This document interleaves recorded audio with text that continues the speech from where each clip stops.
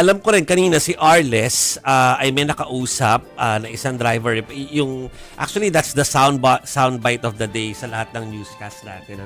From 1 News 1 PH hanggang sa mga socials natin hanggang sa News 5. Ginagamit itong soundbite nung driver na nakausap po ni Arles. Ito ay pakinggan po natin. Almusal. Sinasama ko na ang almusal sa katanghalian.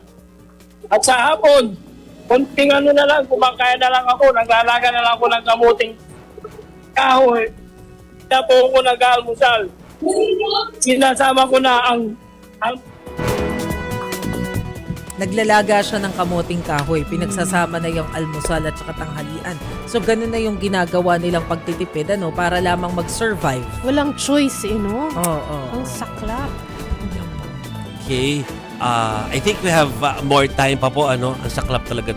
Maraming nagre-reshare dahil medyo, nakaka-jolt talaga. Oo. Yung ganong klaseng mga pananalita. And I'm sure maraming nakaka-relate dyan. Kababayan.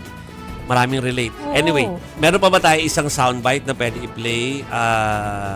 Yung mga kababaihan na nandun sa Tigil Pasada. Na ito ba yung mga yung mga naghahanda ng pagkain para sa kanilang mga asawa at mga kaanak na sinusuportahan nila. So pakinggan po.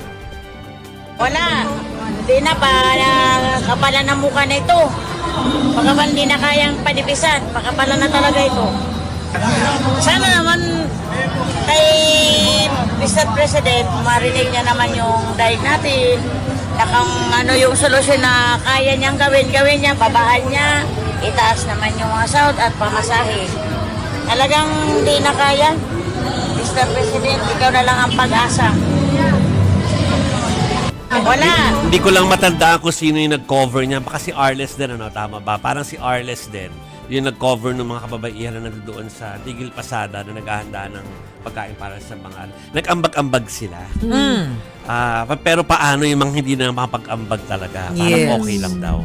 Nako. So, Bayanihan na lang. Bayanihan, sabi Tulong-tulong.